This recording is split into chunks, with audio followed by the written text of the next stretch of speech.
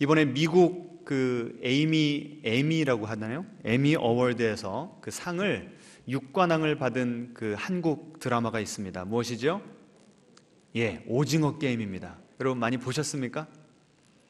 그 드라마 후반에 주인공 이정재 씨가 최종 그 승자가 됐습니다. 근데 이제 정신을 잃고 눈은 가려진 채로 손발이 뒤로 묶인 채로 한 봉고차에선가요? 내동댕이 쳐집니다. 비가 오고 있었고 밤이었는데 어느 누구도 거들떠보지 않았습니다. 그런데 저쪽에서 예수 천당 불신지옥 외치던 사람이 그 불쌍한 사람을 발견하고는 이정재 씨에게 뚜벅뚜벅 다가갑니다. 저는 그 장면에서 역시 크리스찬이지, 이 선한 사마리아인의 비유처럼 강도당한 사람을, 강도의 그 피해를 당한 사람에게 직접 가서 도움의 손길을 내밀겠구나 한껏 기대가 되었었습니다. 그런데 그 전도자가 가서 하는 말이 무엇이었는 줄 아십니까? 예수 믿으세요. 그때 그 이정재 씨의 그 당황한 그 표정이 아직도 눈에 선합니다. 여러분, 제대로 된 크리스찬이라면, 아니 크리스찬이랄 것도 없습니다. 제대로 된 사람이라면 그렇게 여러 가지 트라우마로 지금 힘들어하는, 내동댕이 쳐지고 아무도 돌아보지 않는 그 사람에게 다가가서 어떻게 물어보는 것이 정상적인 것일까요? 예? Are you okay? 괜찮습니까? 라고 물어봐야 될 거 아닙니까? 근데 뭐라고 말했다고요? 예수 믿으세요. 자, 그걸 보는데요, 얼굴이 화끈거리더라고요. 왜 이분은 이렇게 물어봤을까요? 이것이 그분 혼자만 독특하고 이상하기 때문에 그런 반응을 보인 것입니까? 아니면 지금까지 한국 기독교의 그 전도하는 방식을 그대로 반영한 것 뿐입니까? 전자예요, 후자예요? 후자입니다. 왜 이렇게 되었는가? 이 김형국 목사님이요, 위장된 각인이라고 하는 책에서 이렇게 분석을 해놨습니다. 우리 한국 교회의 전도 방식은 교회 바깥에 있는 사람이라든지 교회 안에 있는 사람들이라든지 똑같이 인정하는 바가 뭐냐면 두 가지라는 거예요. 첫 번째는 때를 얻든지 못 얻든지 전도해야 된다. 두 번째는 뭐예요?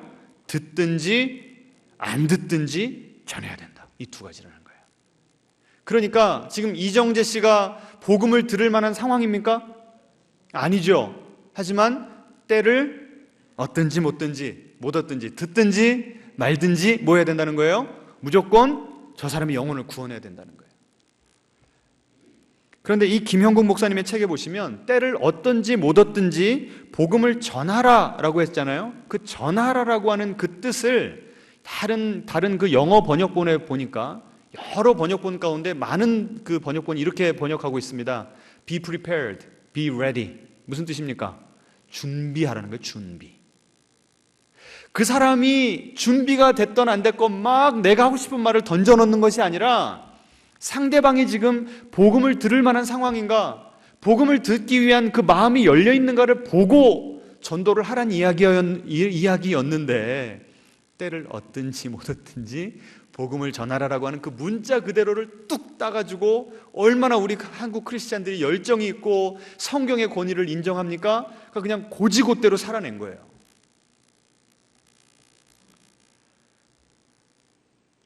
듣든지 안 듣든지. 이거는요, 고린도전서 9장 16절에 나온 구절의 근거에서 이런 신학이 만들어졌습니다. 제가 읽어드릴게요. 복음 전파를 부득불해야 하고 그렇게 하지 않으면 내게 화가 있다. 사도 바울이 이렇게 고백한 겁니다. 그러니까 어떤 상황이라도 복음을 전하지 않으면 이 사람이 지옥 가는 것에 대한 책임을 누구에게 물으시겠다는 거예요? 나에게. 그러니까 저 사람이 듣든 안 듣든 내가 책임지지 않기 위해서라도 일단은 복음의 말을 던져놔야 된다는 거예요.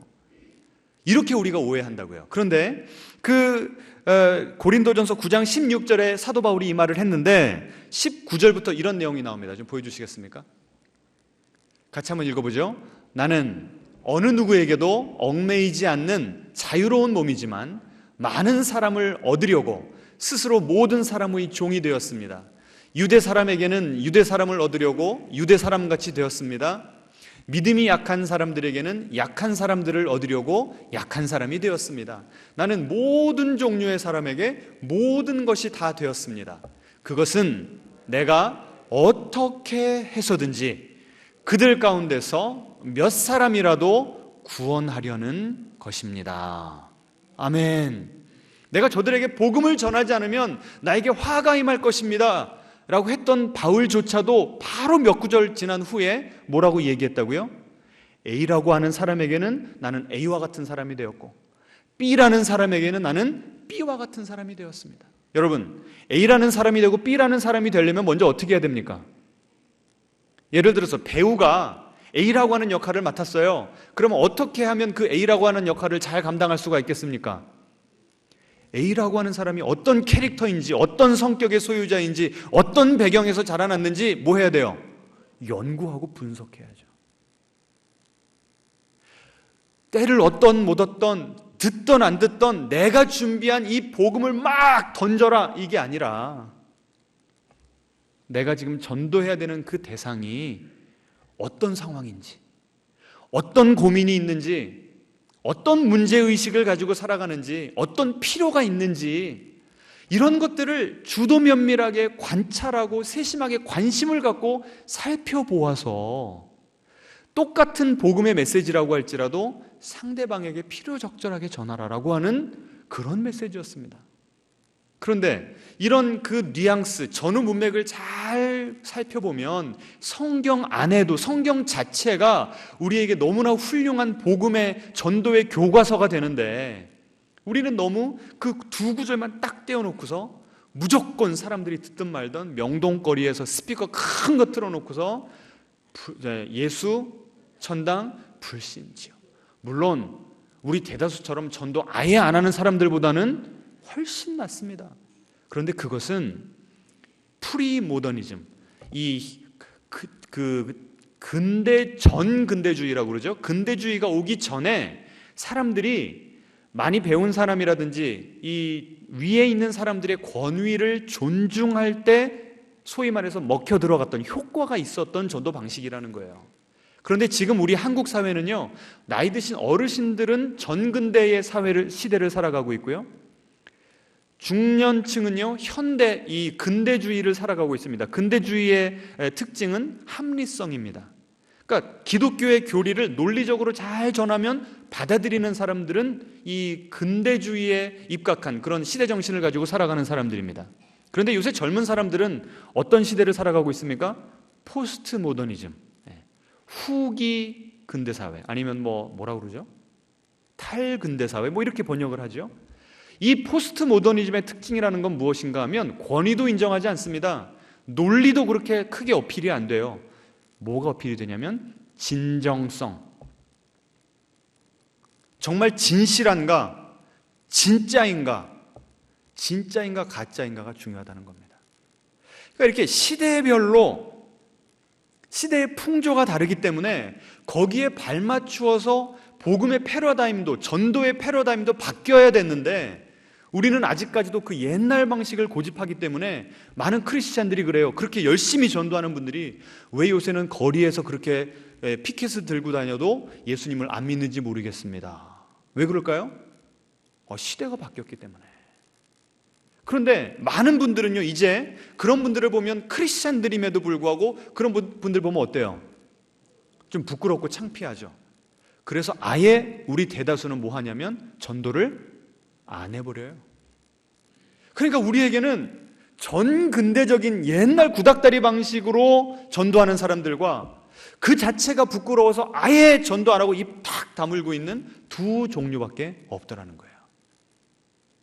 아니, 교회가 교회 되려면 나에게 누군가가 복음을 전해주어서 내가 지금 이 자리에 앉아있다고 한다면 나도 누군가에게 복음을 전해야 이 복음의 세대가 끊어지지 않고 계속 이어지지 않겠습니까?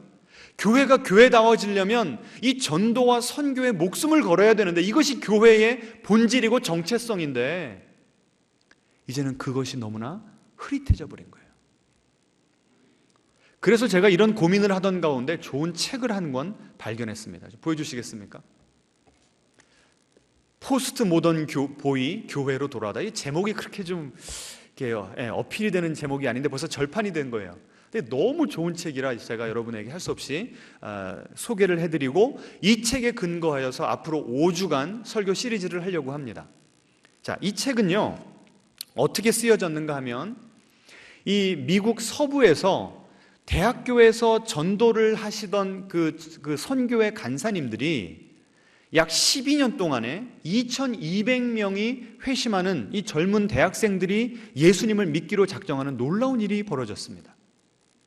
이게 대단한 거 아닙니까? 그래서 어떻게 이들이 회심을 했나 한 사람 한 사람 심층 인터뷰를 했습니다. 그랬더니 놀라운 사실을 발견한 거예요. 예수님을 내가 영접하겠습니다라고 하는 그 마지막 열매를 따는 것보다 더 중요한 게 무엇인가 하면 프리-이벤젤리즘, 전도하기 전 단계가 중요하더라는 거죠. 어떻게 하면 내가 예수님을 영접하겠습니다까지, 그 자리까지 갈 수 있는가를 이 2,200명의 그 구원의 스토리들을 쭉 연구를 해보니까 예수님을 영접하기 전까지 5단계가 있더라는 거예요. 그래서 이 단계를 뭐라고 표현을 했냐면 문턱이라고 표현을 했습니다. 여러분, 방에 들어가시려면 먼저 문을 여셔야 되죠. 그리고 뭘 넘어 들어가야 됩니까? 문턱을 넘어 들어가야 되잖아요. 우리도 이미 이 문턱을 넘은 지가 너무 오래돼서 그러지, 잘 생각을 해보시면 이런 이 5가지 중에 어느 하나, 뭐 5가지를 다 겪으신 분들도 많으실 거고요, 이런 과정들을 통해서 예수님을 믿는 신앙의 문 안으로 들어오게 되었다는 것입니다. 한번 그 5가지를 좀 제가 보여드리겠습니다. 그래서 이 각 하나하나에 대해서 매주 하나씩 한 그 문턱씩 다루도록 하겠습니다. 자, 첫 번째 문턱은요, 불신에서 신뢰로 가는 문턱입니다.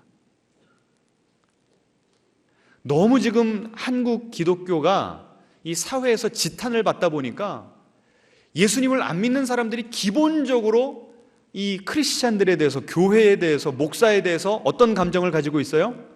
불신, 안 믿어요. 그러니까 이 사람들이 예수 믿게 하려면 가장 먼저는 어떻게 해야 돼요? 그 불신의 문턱을 넘어갈 수 있도록 도와줘야 되는 것입니다. 아무리 미디어에, 영화에, 드라마에 목사와 교회가 욕을 먹을 짓이 계속 나온다고 할지라도 내가 아는 그 집사님, 내가 아는 봉신교회는 안 그렇구나라고 하는 것을 그 불신자들이 스스로 깨달을 수 있다면 첫 번째 문턱을 넘은 것입니다. 어느 문턱이라고요? 불신에서 신뢰로 넘어가는 문턱. 자, 그 문턱을 넘었으면요, 두 번째가 또 기다리고 있는 문턱이 있습니다. 내가 당신을 신뢰하지만 나는 당신이 믿고 있는 예수님, 당신이 믿고 있는 그 복음에는 관심이 없습니다라고 할 수 있어요. 그런데 믿는 자들과 계속 교제를 하다 보면, 우리의 삶을 열어서 보여주다 보면 참 당신같이 살아가는 것도 괜찮겠네요, 당신이 믿고 있는 예수님이 어떤 분이신지 좀 궁금해지네요 라고 하는, 어때요? 무관심에서 호기심으로 넘어가는 단계가 있다는 거예요. 자, 그 문턱을 또 잘 넘었습니다. 그러면 그 다음에 버티고 있는 문턱이 무엇인가 하면 변화에 대한 문턱이에요. 여러분은 변화를 좋아하십니까? 여러분 지금 앉아 계신 이 자리, 지난주에도 그 자리에 앉으셨어요? 아니면 매주 바꿔서 앉으세요? 예? 똑같은 자리에 앉으시죠? 무슨 뜻입니까? 우리는 변화를 싫어해요. 그러니 예수님을 영접한다는 얘기는, 지금까지는 내 인생의 중심이 누구였는데? 나 자신이었는데, 예수님을 영접하면 그게 누구로 바뀌어요? 예수님으로 바뀌는 것이죠. 천동설에서 지동설로 바뀌는 코페르니쿠스적인 그런 변화가 일어나야 되니, 그 변화를 받아들이기가 쉽겠습니까? 어렵겠습니까? 어렵죠. 그래서 이 3단계가, 직접 전도를 많이 해본 분들은 2단계가 제일 어렵더라라고까지 이야기를 합니다. 자, 그래도 하나님의 은혜로 2단계를 넘었습니다. 나는 정말 이제는 주님을 믿고 변화된 인생을 살고 싶습니다. 내 인생은 무엇인가 지금 빠져 있는 것 같고, 내가 이렇게 살아도 되나 고민이 됩니다. 나에게는 변화가 필요합니다. 인식하는 단계가 이제 3번째 문턱을 넘는 단계입니다. 4번째요. 그렇게 되면 이제 예수님을 탐구하는 단계로 나아가는데, 보세요. 이 세상에는 기독교만 종교가 있습니까? 종교가 여러 개잖아요. 근데 왜 예수님만을 믿어야 되는가? 도대체 예수님을 믿는 것이 지금 내가 이 세상에서 이 삶을 살아가는데 무슨 도움이 되고 무슨 상관이 있는가라고 하는 질문을 던질 수밖에 없습니다. 이때 우리 전도자들이 내가 만난 예수님은 나에게 어떤 존재인가? 우리 예수님의 너무나 다양한 모습들이 있지 않습니까? 그 모습이 지금 내 구도자가 처해 있는 이 상황 가운데 어떻게 어필이 될 수 있고 필요적절할 수 있을 것인가를 잘 설명해 주어야 됩니다.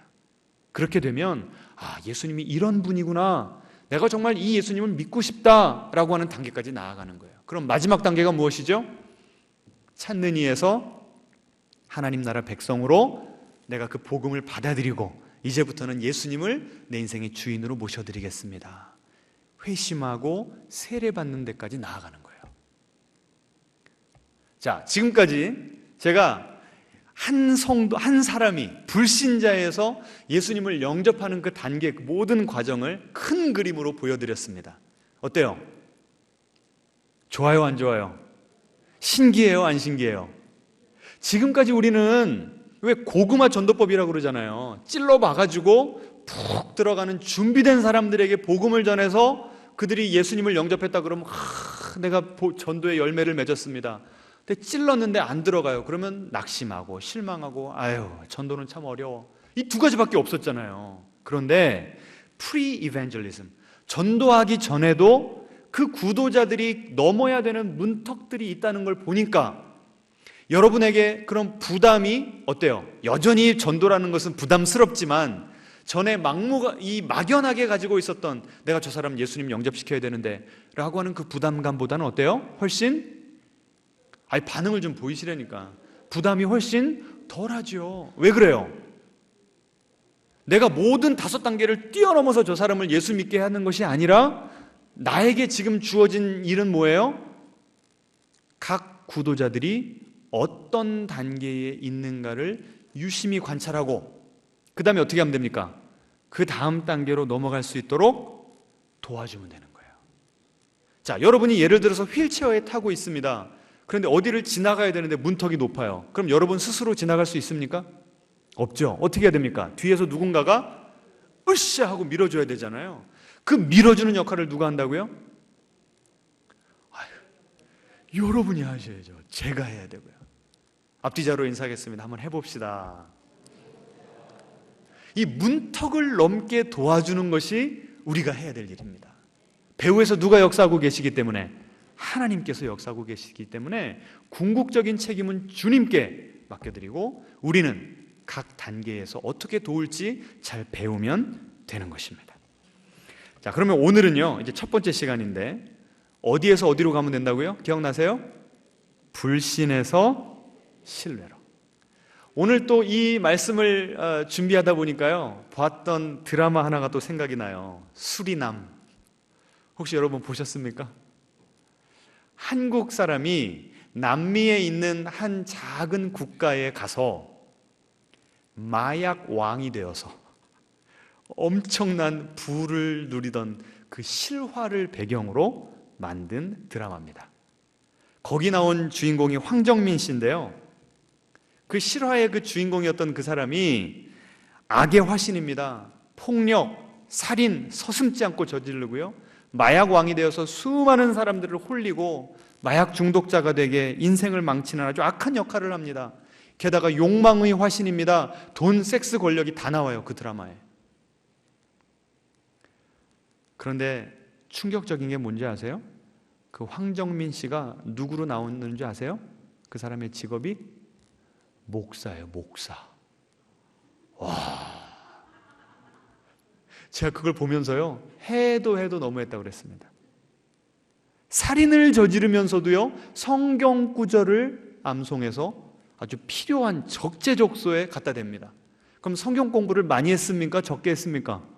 많이 했어요. 이 로만 칼라라고 그러죠. 이거 딱 입고 예배 인도를 하는데요, 막 성도들이 아멘 아멘, 우리 성도님들보다 아멘 소리가 더 커. 예배 인도를 얼마나 은혜롭게 잘하는지. 그런데 들어가 보니까 마약 왕인 거예요. 악의 화신인가, 악의 화신. 어떻게 하다가 우리 한국 사회가 그런 드라마를 같이 보면서 더 이상 이상하지도 않고 잠시 불편한데 아유 뭐 목사들이 다 그렇지 하고 그냥 지나가는 이런 시대가 되어버렸습니까? 이게 누구 탓입니까? 예? 아주 기독교를 무너뜨리려는 아주 악마의 자식들이 그냥 작정을 하고 이런 작품들을 만든 것입니까? 아니 땐 굴뚝에 연기가 날 수가 없는 거죠. 그 원인 제공을 누가 한 겁니까? 우리 목사와 우리 한국 교회와 우리 모두가 한 것이죠. 불교, 천주교, 개신교 중에 늘 신뢰도 꼴찌는 누가 차지하죠? 기독교, 개신교. 직업군 33개 중에요, 사람들에게 설문조사했습니다. 어느 직업을 가진 사람을 가장 신뢰하십니까? 넘버 원이 누구였는지 아세요? 소방관. 그분들은 정말 목숨을 내놓고 다른 사람의 생명을 살려내잖아요. 넘버 원이 소방관. 꼴찌가 누군지 아세요? 정치인. 목사는 몇이었는가? 33위 중에 25위. 스님은 18위, 신부는 12위. 근데 이게 언제적 통계냐면요, 2009년입니다. 그럼 2022년이 됐는데 목사가 더 신뢰도 순위가 올라갔을까요? 떨어졌을까요? 어떻게 이렇게 잘하셔요? 코로나를 지나면서 교회에 대한 인식이 더 나빠졌습니다. 여러분 다 그때 그 뉴스 보셨죠? 교회 온 사람들에게 막 소금물을 뿌려줘. 마스크 다 벗고. 그래서 집단 감염이 일어나 버렸습니다. 상식이 통하지 않는 집단이다, 이렇게 낙인 찍혀버렸어요. 게다가 다른 직종들은요, 엄청난 물질 손해를 감수하고서라도 이 코로나가 퍼지지 않기 위해서 다 비즈니스를 문을 닫아버렸어요. 그런데 유독 그 비즈니스를 닫지 않은 한 업종이 있었습니다. 어디였습니까? 교회였어요, 교회. 그때 많은 사람들이 뭐라고 욕을 했죠? 돈에 환장한 사람들이 모인 데가 교회라고 그랬습니다. 안 모이니까, 헌금 안 내니까 어떻게든 모이게 해서 헌금 뜯어내는 이 단체가 교회다, 이렇게 봤습니다. 자, 그리고 뭐 이렇게 거시적인 면을 볼 필요도 없이 우리 개개인, 우리 크리스찬 개개인의 레벨로 한번 내려가 봅시다. 최근에 대국민 인식조사를 했답니다. 크리스찬들을 어떻게 보십니까? 그 핵심 단어들, 이 데이터 분석을 해보니까요, 가장 자주 나온 단어들이 몇 개가 있는데 잘 들어보세요. 거리 두고 싶은, 사기꾼 같은, 이기적인, 이중적인. 어때요? 좋은 말은 하나도 없어요. 이 불신의 가장 큰 원인이 바로 언행일치랍니다. 언행불일치. 언행불일치라는 건 뭐예요? 말 따로, 행동 따로. 이 오징어 게임에서도요, 징검다리 건너기 게임이 있었습니다. 혹시 기억나십니까? 밑으로 떨어지면 그냥 낭떠러지라 죽는 거예요. 근데 거기에 한 믿음 좋은 사람이 다른 사람을 밀어서 떨어뜨립니다. 그러니까 다른 사람 죽게 한 거죠. 그리고 나서 살려주셔서 감사하다고 감사 기도를 올려요. 참가자 244번이었습니다. 이걸 보는데요, 와, 이게 우리 크리스찬들의 민낯이구나 라는 생각이 들었어요. 여러분, 오징어 게임이 왜 이렇게까지 전 세계적인 유명세를 탔죠? 이게 오징어 게임으로 끝나는 것이 아니라 우리의 현실이라는 거예요. 내가 살기 위해서는 다른 사람을 죽여야 되는 이 삭막한 현실을 이 게임으로 표현했기 때문에 사람들이 공감대를 일으킨 거 아닙니까? 그런데 거기에서 우리 크리스찬들이 살아가는 모습이 너도 살고 나도 살고 상생의 길을 어떻게든지 모색을 해보든지, 아니면 우리가 평소에 그렇게 입 밖에 내놓듯이 우리 기독교는 사랑의 종교이고 희생의 종교입니다라고 말을 했으면 내가 대신 죽어야 되는 거 아닙니까? 그런데 우리 크리스찬들은 신앙생활하면서 어떻게 해요? 밤낮 부르짖는 내용이, 주님 머리가 되고 꼬리가 되지 않게 하시고. 그럼 꼬리가 안 되려면 어떻게 해야 돼요? 누군가를 짓밟아야 되죠. 그리고 머리에 올랐을 때 주님 감사합니다. 그러면 이 참가자 244번과 다를 게 없죠. 지금 이 하나님께서요, 우리 크리스찬들에게 너희들 그렇게 살면 안 된다. 교회 안에서 아무리 말해도 안 들으니까, 목사 말을 안 들으니까 무엇을 통해서? 대중 매체를 통해서 하나님께서 우리에게 지금 꾸짖고 계신 거예요. 우리의 삶이 메시지가 돼야 되는데 메시지 따로, 삶 따로가 되어버리니까 더 이상 안 믿는 사람들이 우리를 볼 때 우리를 심각하게 여기질 않는 거예요. 자, 그러니까 안 믿는 사람이 정말 크리스찬이 되려면 첫 번째 넘어야 될 문턱이 뭐라고요? 불신에서 신뢰로. 이 상식적인 거 아닙니까? 아니, 내가 그 교회를 신뢰하지 못하는데, 내 옆에 있는 그 김 집사, 이 권사를 신뢰하지 못하는데 무슨 예수님을 믿어요? 그런 사람들에게 이번 주 우리 목사님 설교 대박이었어, 내가 링크 줄 테니까 한번 들어봐. 듣겠어요? 안 듣겠어요? 우리 교회는 너무 따뜻하고 좋아, 사랑이 넘쳐, 교회 한번 가보자. 교회 오겠어요? 안 오겠어요? 안 오죠. 이게 정말 이 5가지 문턱을 넘어야 된다라고 하는 패러다임이요, 우리에게 엄청난 통찰력과 지혜를 주는 겁니다. 동의하십니까? 동의하세요? 그러니까 첫 문턱을 넘지 않은 사람들에게 그 다음 것들을 요구하지 말라고요. 바라지도 마시고. 가장 첫 번째로 해야 될 것이 무엇이라고요? 그들이 우리를 어떻게 해야 돼요? 신뢰해야 되는 거예요. 신뢰. 자, 그런데 문제는 이겁니다. 우리가 이렇게 기독교에 대한 욕을 먹고 비판을 받으면요, 여러분 기분이 어떠세요? 지금 제가 몇 가지 쭉 이야기를 했는데 그냥 분위기가 훅 가라앉아요. 찔리기도 하지만 불편한 거예요. 듣기 싫은 거예요. 상처가 되거든요. 그럴 때 우리가 잘못된, 올바르지 않은 반응을 보일 때가 너무나 많습니다. 자, 어떤 반응을 보이냐면요, 가장 먼저는 위장이 뭡니까? 사회에서 살아가는데 내가 크리스찬이라는 걸 숨기는 거예요.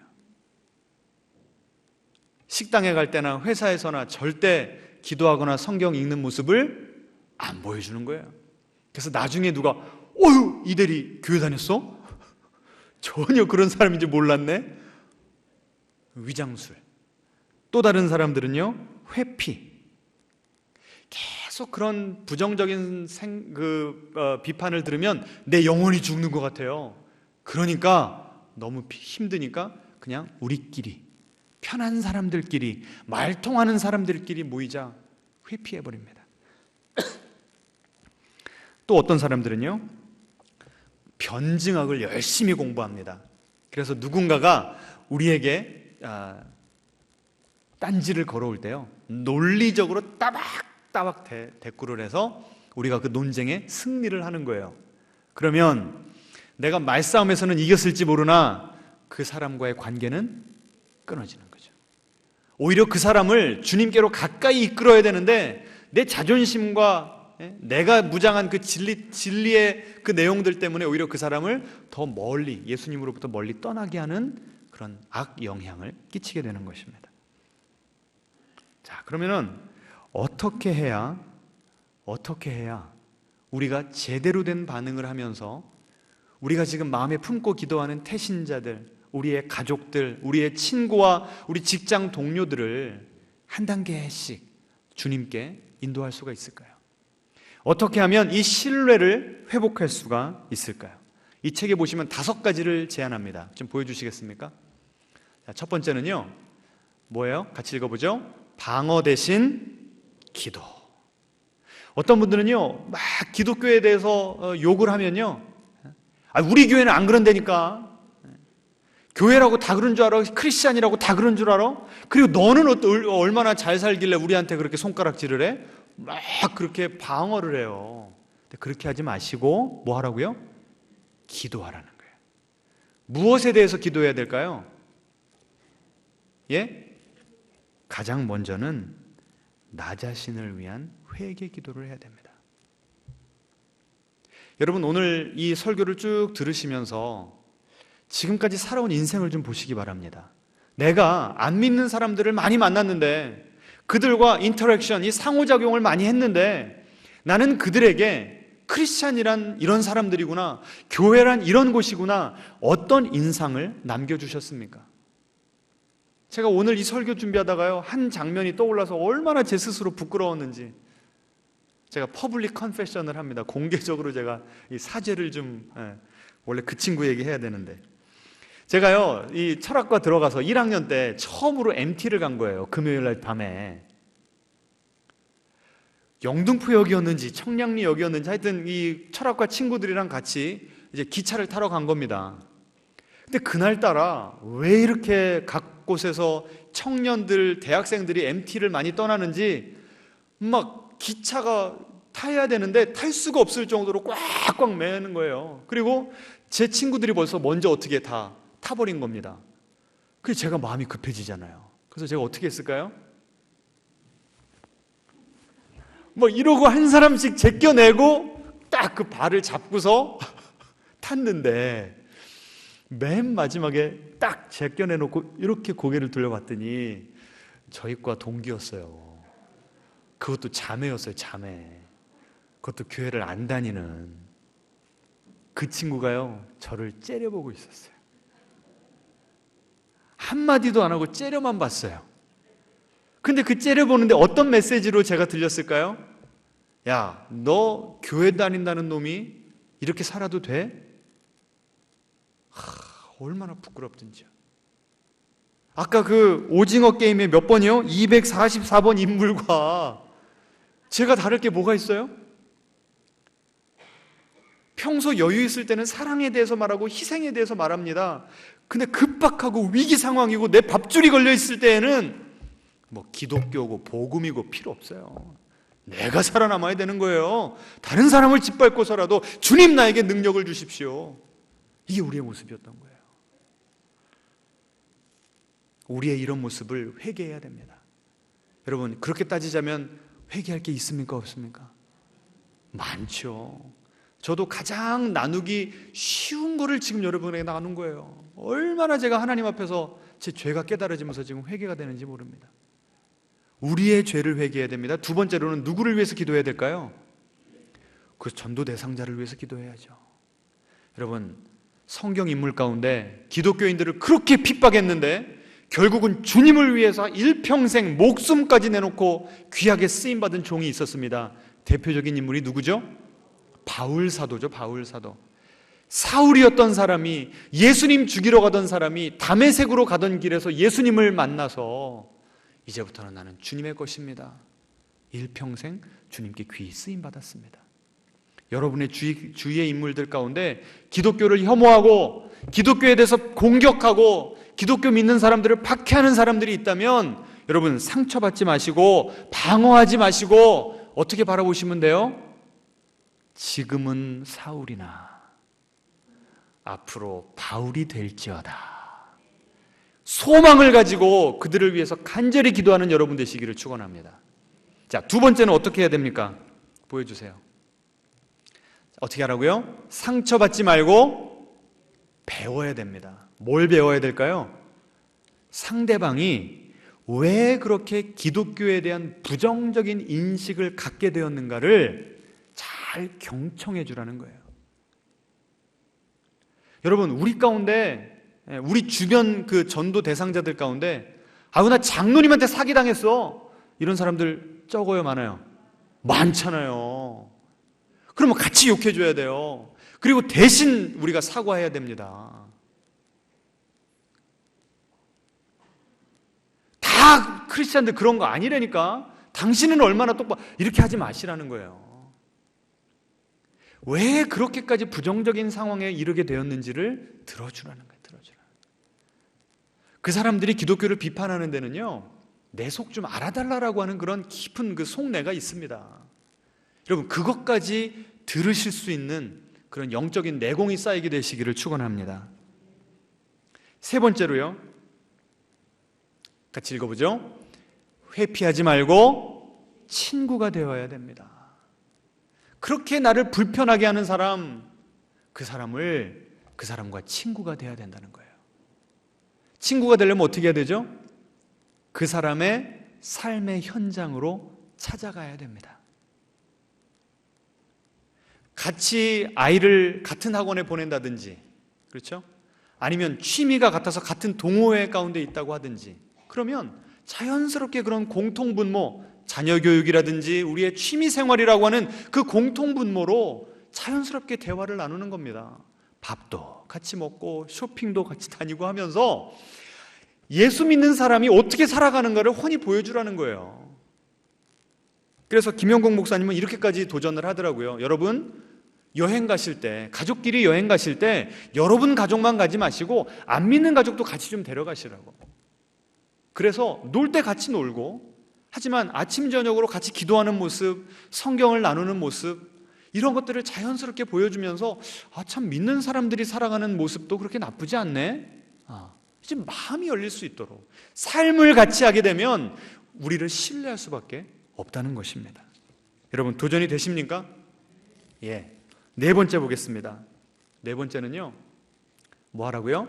판단하지 말고 긍정하라. 예수님이 이 빌립이라고 하는 사람이 예수님을 먼저 만난 다음에 나다나엘이라고 하는 사람에게 전도를 합니다. 와서 보라고. 그랬더니 나사렛에서 무슨 선한 것이 날 수 있겠냐라고 아주 네 가지가 없이 막 얘기를 했어요. 얼마나 이 편견으로 가득 찬 사람인지. 그런데 예수님이요, 이 청년을 만나자마자 뭐라고 칭찬한 줄 아십니까? 네 속에는 간사한 것이 없도다. 여러분, 멋있어요, 안 멋있어요? 여러분 같으면 어떻게 말씀하시겠어요? 네가 뭔데 내가 나사렛 출신이라고 나 뭐 보태준 거 있어? 얼마나 기분이 상합니까? 내 인격을 짓눌렀는데, 내 출신 성분을 가지고 나를 무시를 했는데. 근데 예수님은 어떻게 대응하셨다고요? 야, 너는 네 속에 있는 말을 여과 없이 참 정직하고 솔직하게 그렇게 다 표현하는 참 좋은 성품의 소유자구나, 칭찬을 해줬어요. 여러분 같으면 그 칭찬을 듣고 난 다음에 예수님에 대한 마음이 어떻겠습니까? 예? 활짝 열리지 않겠습니까? 여러분, 긍정의 말을 하시기 바랍니다. 없는 걸 지어내라는 게 아니에요. 똑같은, 나사렛에서 어떻게 선한 것이 날 수 있겠냐라고 하는 그 똑같은 말을 긍정적으로 해석을 한 거죠. 이런 지혜와 이 입술의 권세가 우리에게 주어지기를 축원합니다. 자, 마지막으로 논쟁을 하지 말고 뭐 하라고요? 나의 삶의 현장으로 초청을 하라는 거예요. 제가 이 마지막 포인트를 읽으면서 생각났던 인물이 하나가 있습니다. 제가 한 7, 8년 전에 소개해줬던 인물인데요, 로자리아 버터필드라고 하는 여자분입니다. 이분은 미국에서 그 영문학 교수입니다. 페미니스트고요. 그리고 동성애자입니다. 그리고 막스 그 이론의 기초에서 기독교를 혐오하고 기독교를 반박하는 그런 것들을 이 클래스룸에서, 대학 강의실에서 많은 청년들에게 영향력을 끼치고 있었던 그런 여성이었습니다. 어느 한날은 기회가 되어서 신문에다가 한 칼럼을 기고했습니다. 기독교를 비판하는 글을 썼어요. 그랬더니 갑자기 자기 사무실로 편지가 막 쌓이게 배달이 됐답니다. 읽어보니까 나는 당신을 지지합니다. 기독교는 없어져야 됩니다. 이 여인과 기독교에 대한 생각이 같은 사람들, 옹호하는 편지들이 막 이만큼 쌓였답니다. 또 다른 한쪽에서는 어떤 사람들이 편지를 보냈을까요? 당신 틀렸다. 그러다 당신 지옥 갑니다. 진노의 자녀입니다. 회개하십시오. 그런 편지들이 또 막 쌓였답니다. 그래서 책상을 가운데 두고 한쪽은 기독교를 비판하는 편지, 한쪽은 기독교를 옹호하는 편지가 쌓였대요. 그런데 어느 날 편지가 하나 왔는데 어느 장로교회 누구 목사 편지를 보내온 겁니다. 읽어보니까 이 편지는 비판하는 것도 아니고 옹호하는 것도 아니고 어떤 카테고리에 들어갈 수 없는 편지라 일주일 동안을 자기의 책상에 놓고 읽어보고 또 읽어보고 했답니다. 가장 먼저 이 글의 문체가 너무나도 부드럽고 나를 존중하는 느낌이 드는 그런 어투로, 문체로 글을 썼다는 거예요. 그리고 나는 당신이 어떻게 해서 이렇게 기독교에 대해서 반감을 갖게 되었는지 알고 싶습니다. 저희 집으로 초대하기를 원합니다. 저와 제 아내가 당신을 식사 대접을 하기를 원하오니 원할 때 연락 주십시오. 초청을 했다는 거예요. 아니, 기독교인들은 빤한데 이 목사님의 반응은 어떤 카테고리 안에도 들어가지 않은 아주 나로 하여금 생각을 하게 만드는 사람이어서 도대체 어떤 사람이길래 나에게 이런 편지를 보냈는지 한번 알아나 보자. 그래서 그 초청에 응했답니다. 안 그래도 같은 동네 사람이더래요. 갔더니 너무 따뜻하게 맞이해 주시고 맛있는 음식을 먹으면서, 또 이분이 페미니스트이기 때문에 이 남편 목사님이 이 아내 사모님을 어떻게 대하는가를 유심히 봤답니다. 그랬더니 너무나 잘 대해주시고 사랑으로 잘 대해주는 그게 그냥 절절히 묻어나오더래요. 그러니까 마음이 열렸죠. 그리고 나서 대화를 하는데 내 말을 잘 경청을 해주더랍니다. 이 목사님이 그날 복음 제시했을까요? 안 했을까요? 교회 오란 얘기 했을까요? 안 했을까요? 안 했어요. 그러면서 뭐라고 그러냐면, 우리 앞으로 오늘이 좋은 출발이니까 앞으로 우리 같이 삶을 좀 나눕시다. 그래서요, 앞으로 2년 동안, 그 후로 2년 동안 이분도 그 목사님을 자신의 집에 초대해가지고 동성애자들 잔뜩 모아놓고 같이 이야기 나누게 하고, 목사님이 그 자리에 가는 게 불편했을까요? 신나고 좋았을까요? 불편했죠. 그런데도 서로의 삶 가운데로 침투해 들어간 겁니다. 서로 2년 동안 성경에 대해서, 인생에 대해서 많은 대화를 나눈 다음에 결국 이 여자분이요, 예수님을 영접했어요.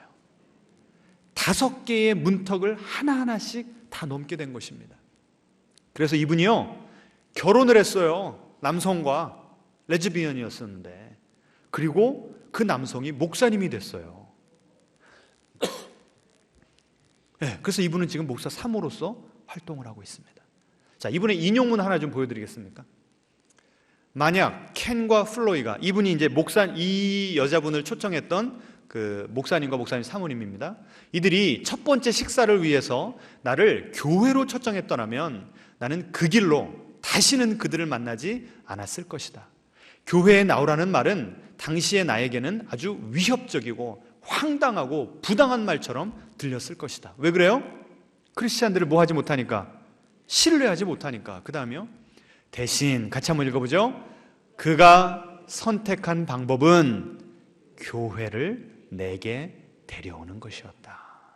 참, 이 말이 멋있지 않습니까? 나에게 교회 좀 와보세요, 교회를 데려갔던 것이 아니라 교회를 나에게 데려왔대요. 이게 무슨 뜻입니까? 교회를 데려왔다는 건 무슨 뜻이에요? 목사님과 사모님이 그들의 환대와 사랑과 관심으로 이 여성에게 교회가 되어준 것입니다. 우리 앞뒤자로 인사하겠습니다. 우리가 그들에게 교회가 되어줍시다. 예, 오늘 첫 번째 문턱에 대해서 나눴습니다. 먼저 우리가 지금까지 안 믿는 이들에게 어떤 인상을 남겼는지, 지금 우리의 삶의 현장에서 만나는 우리의 이웃들, 그 불신자들은 우리를 바라보면서 기독교와 크리스찬과 교회에 대해서 더 신뢰를 하는지 아니면 더 불신을 하는지 정직하게 우리의 마음을 비춰보고 회개하고 결단을 하는 시간이 되었으면 좋겠고요. 그리고 이제 우리의 삶을 열어서 이 목사님처럼 상대방의 이야기를 잘 경청하고 아무리 불편하고 힘들다고 할지라도 서로의 삶에 침투해 들어가면서 우리가 만난 하나님, 그분의 사랑을 그들에게 전하는 교회가 되는 우리 모두가 되기를 주님의 이름으로 축원합니다. 찬양하겠습니다.